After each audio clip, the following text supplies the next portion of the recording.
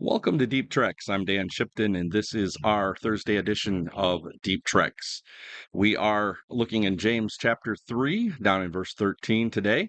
Many people desire to be smart. They desire knowledge. Some people want to be knowledgeable about certain things. Some people want to be knowledgeable about as much as they can. For many people, knowledge is important. Governments spend millions of dollars a year to educate their populations, usually because they want people to be educated to help in their workforce and make their whole society better. The truth of the matter is that this has been going on for generation upon generation, thousands of years. If you go back to the Greeks, the Romans, even far back to the Sumerians and the Babylonians, they were building education centers and they were building places for people to come together and worship. And the Jews were no different. They had a class of people that were working, but they also had a class of people who were educated. It wasn't just those who were in the religious areas, but everyone was taught to read because it was expected that the men would grow up and be a part of the elders at one point in time. And so they would be taught to read and they would be taught so that they could read the Torah. And then there were a lot of educated people who worked in their government facilities as well. We see that when the Babylonians come and take them over because we see people like Daniel and others who were well educated taken away.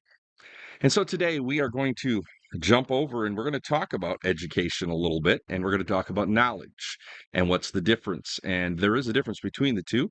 So let's jump over to James chapter 3, verse 13 to 18.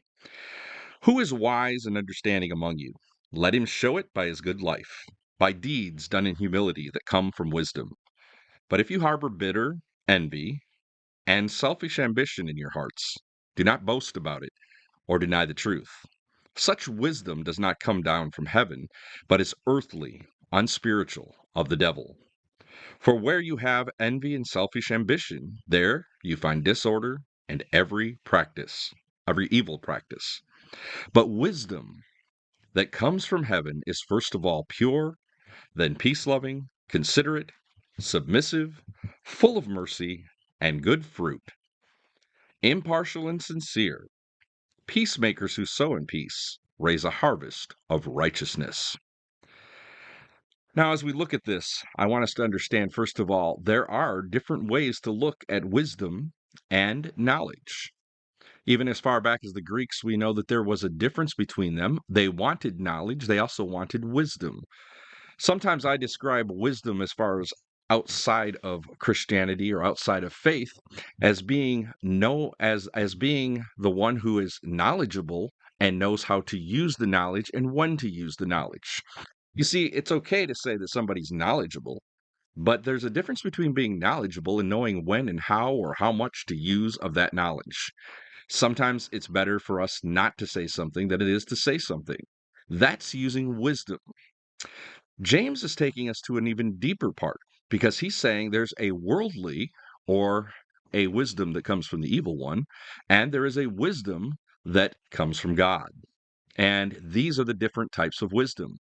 And he reminds us that you and I should be seeking the wisdom of God. Because he said the wisdom that is selfish, the wisdom that is about anger or bitterness, the wisdom that is only out to please itself is truly and fully only coming from the evil one. And then he gives this list to us. If you want to know if you're using godly wisdom and whether you're using it right, James gives some qualifications in verse 17 and 18. He says that true godly wisdom is pure, peace loving, considerate, submissive, full of mercy and good fruit, impartial and sincere. And then he adds that peacemakers sow peace in righteousness. So as we wrap up today, I want you to look into your own lives and ask, what kind of wisdom are you seeking? What kind of wisdom are you growing in? And what kind of wisdom are you following? Those are three things that you should consider. In other words, are you using godly wisdom in your life or are you using things for selfish reasons? Are you following people and hanging around with people and who are encouraging godly wisdom? And are you being are you using the godly wisdom that you've been given in a godly way? These are questions we should constantly ponder and ask ourselves. It's easy for us to fall into judgmental situations. It's easy for us to, stop submitting to one another in love. It's easy for us to want our way over others' ways. But the truth of the matter is, we all must follow God and seek godly wisdom. I hope today that you are seeking godly wisdom and we serve a God who forgives and will restore if we get off track. Thankfully, we have that to look forward to. And so today I encourage you to journey this life and to help one another along the way. Blessings on the journey. That's today's Devo on Deep Treks. No matter how deep the questions or dark the doubts, there's always a path forward. Reach out at deeptreks.com with prayer needs or topics you'd like us to On the journey.